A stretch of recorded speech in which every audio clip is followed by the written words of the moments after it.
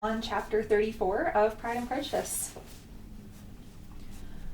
When they were gone, Elizabeth, as if intending to exasperate herself as much as possible against Mr. Darcy, chose for her employment the examination of all the letters which Jane had written her since her being in Kent.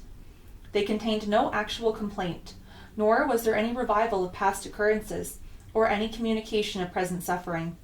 But in all, and in almost every line of each, there was a want of that cheerfulness which had been used to characterize her style, and which, proceeding from this serenity of a mind at ease with itself, and kindly disposed towards everyone, had been scarcely ever clouded. Elizabeth noticed every sentence conveying the idea of uneasiness, with an attention which it had been hardly received on the first perusal. Mr. Darcy's shameful boast of what misery he had been able to inflict gave her a keener sense of her sister's suffering. It was some consolation to think of his visit to Rosings was to end on the day after the next, and a still greater that in less than a fortnight she should be with Jane again, and that enabled to contribute to the recovery of her spirits by all that affection could do. She could not think of Darcy's leaving Kent without remembering that his cousin was to go with him, but Colonel Fitzwilliam had made it clear that he had no intentions at all, and agreeable as he was, she did not mean to be unhappy about him. While settling this point, she was suddenly roused by the sound of the doorbell, and her spirits were a little fluttered by the idea of it being Colonel Fitzwilliam himself, who had once before called late in the evening, and might now come to inquire particularly after her. But this idea was soon banished, and her spirits were very differently affected when, to her utter amazement, she saw Mr. Darcy walk into the room. In a hurried manner, he immediately began an inquiry after her health, imputing his visit to a wish of hearing that she were better. She answered him with cold civility.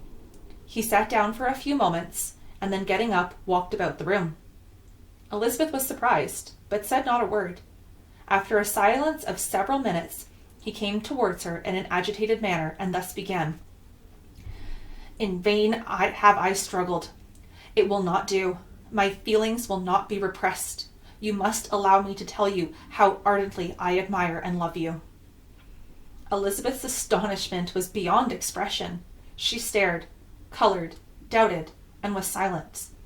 This he considered sufficient encouragement, and the avowal of all that he felt and had long felt for her immediately followed. He spoke well, but there were feelings besides those of his heart to be detailed, and he was not more eloquent on the subject of tenderness than of pride. His sense of her inferiority, of it being a degradation, of the family obstacles which judgment had always opposed to inclination, were dwelt on with a warmth which seemed due to the consequence he was wounding, but was very unlikely to recommend his suit. In spite of her deeply rooted dislike, she could not be insensible to the compliment of such a man's affection, and though her intentions did not vary for an instant, she was at first sorry for the pain he was to receive, till, roused to resentment by his subsequent language, she lost all compassion and anger. She tried, however, to compose herself to answer him with patience when he should have done. He concluded with representing to her the strength of that attachment which, in spite of all his endeavours, he had found impossible to conquer, and with expressing his hope that it would now be rewarded by her acceptance of his hand. As he said this, she could easily see that he had no doubt of a favourable answer. He spoke of apprehension and anxiety, but his countenance expressed real security. Such a circumstance could only exasperate further, and, when he ceased, the colour rose to her cheeks, and she said, In such cases as this, it is, I believe, the established mode to express a sense of obligation for the sentiments avowed, however unequally they may be returned. It is natural that obligation should be felt, and if I could feel gratitude, I would now thank you, but I cannot. I have never desired your good opinion, and you have certainly bestowed it most unwillingly. I am sorry to have occasioned pain to anyone. It has been most unconsciously done, however, and I hope it will be of short duration. The feelings which, you tell me, have long prevented the acknowledgement of your regard can have little difficulty in overcoming it after this explanation." Mr. Darcy, who was leaning against the mantelpiece with his eyes fixed on her face, seemed to catch her words with no less resentment than surprise. His complexion became pale with anger, and the disturbance of his mind was visible in every feature. He was struggling for the appearance of composure, and would not open his lips till he believed himself to have attained it. The pause, to Elizabeth's feelings dreadful. At length, in a voice of forced calmness, he said, "And this is all the reply which I am to have the honour of expecting. I might, perhaps, wish to be informed why, with so little endeavour at civility, I am thus rejected, but it is of small importance." "I might as well inquire," replied she, "why with so evident a design of offending and insulting me, you chose to tell me that you liked me against your will, against your reason, and even against your character? Was not this some sort of excuse for incivility, if I was uncivil? But I have other provocations. You know I have. Had not my own feelings decided against you, had they been indifferent, or had they been even favourable, do you think that any consideration would tempt me to accept the man who has been the means of ruining perhaps forever the happiness of a most beloved sister?" As she pronounced these words, Mr. Darcy changed colour, but the emotion was short, and he listened without attempting to interrupt her while she continued. "I have every reason in the world to think ill of you. No motive can excuse the unjust and ungenerous part you acted there. You dare not, you cannot deny that you have been the principal, if not the only means of dividing them from each other, of exposing one to the censure of the world for caprice and instability, the other to its derision for disappointed hopes, and involving them both in the misery of the acutest kind." She paused, and saw with no slight indignation that he was listening with an air which proved him to be wholly unmoved by any feeling of remorse. He even looked at her with a smile of affected incredulity. "Can you deny that you have done it?" she repeated. With assumed tranquillity, he then replied, "I have no wish of denying that I did everything in my power to separate my friend from your sister, or that I rejoice in my success. Towards him I have been kinder than towards myself."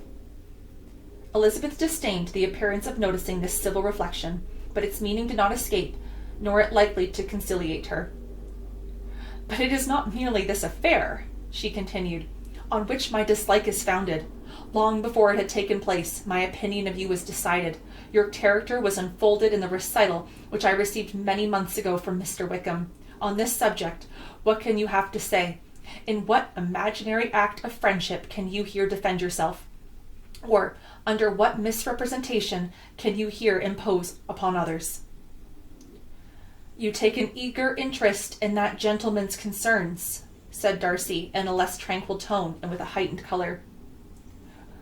"Who that knows what his misfortunes have been can help feeling an interest in him?" "His misfortunes?" repeated Darcy contemptuously. "Yes, his misfortunes have been great indeed."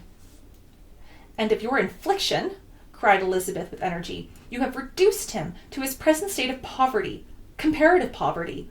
You have withheld the advantages which you must know to have been designed for him. You have deprived of the best years of his life, of that independence which was no less his due than his desert. You have done all this, and yet you can treat the mention of his misfortunes with contempt and ridicule." "And this," cried Darcy, as he walked with quick steps across the room, "is your opinion of me. This is the estimation in which you hold me. I thank you for explaining it so fully. My faults, according to this calculation, are heavy indeed.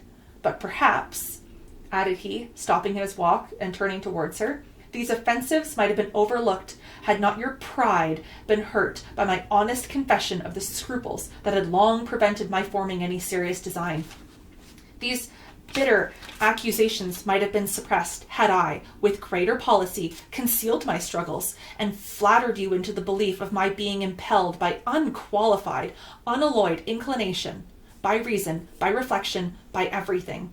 But disguise of every sort is my abhorrence. Nor am I ashamed of the feelings I related. They were natural and just. Could you expect me to rejoice in the inferiority of your connections? To congratulate myself on the hope of relations whose condition in life is so decidedly beneath my own? Elizabeth felt herself growing more angry every moment, yet she tried the utmost to speak with composure when she said, "You are mistaken, Mr. Darcy, if you suppose that the mode of your declaration affected me in any other way. Then it has..." Let's start that again. "You are mistaken, Mr. Darcy, if you suppose that the mode of your declaration affected me in any other way. Then it has spared me the concern which I might have felt in refusing you, had you behaved in a more gentlemanlike manner." She saw him start at this, but he said nothing, and she continued, "You could not have made me the offer of your hand in any possible way that would have tempted me to accept it." Again, his astonishment was obvious, and he looked at her with an expression of mingled incredulity and mortification. She went on, "From the very beginning, from the first moment, I may almost say, of my acquaintance with you, your manners impressing me with the fullest belief of your arrogance, your conceit, and your selfish disdain of the feelings of others, were such as to form that groundwork of disapprobation on which succeeding events have built so immovable a dislike.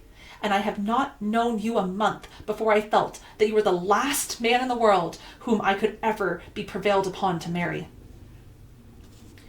"You have said quite enough, madame. I perfectly comprehend your feelings, and have now only to be ashamed of what my own have been. Forgive me for having taken up so much of your time, and accept my best wishes for your health and happiness." And with those words, he hastily left the room, and Elizabeth heard him the next moment open the front door and quit the house. The tumult of her mind was now painfully great. She knew not how to support herself, and from actual weakness sat down and cried for half an hour. Her astonishment, as she reflected on what had passed, was increased by every review of it. That she should receive an offer of marriage from Mr. Darcy? That he should have been in love with her for so many months? So much in love as to wish to marry her, in spite of all the objections which had made him prevent his friends marrying her sister, and which must appear at least with equal force in his own case. It was almost incredible. It was gratifying to have inspired unconsciously so strong an affection, but his pride, his abominable pride, his shameless avowal of what he had done with respect to Jane, his unpardonable assurance in acknowledging, though he could not justify it, and with the unfeeling manner in which he had mentioned Mr. Wickham, his cruelty towards whom he had not attempted to deny, soon overcame the pity which the consideration of his attachment had for a moment excited. She continued in very agitating reflections till the sound of Lady Catherine's carriage made her feel how unequal she was to encounter Charlotte's observation, and hurried away to her room.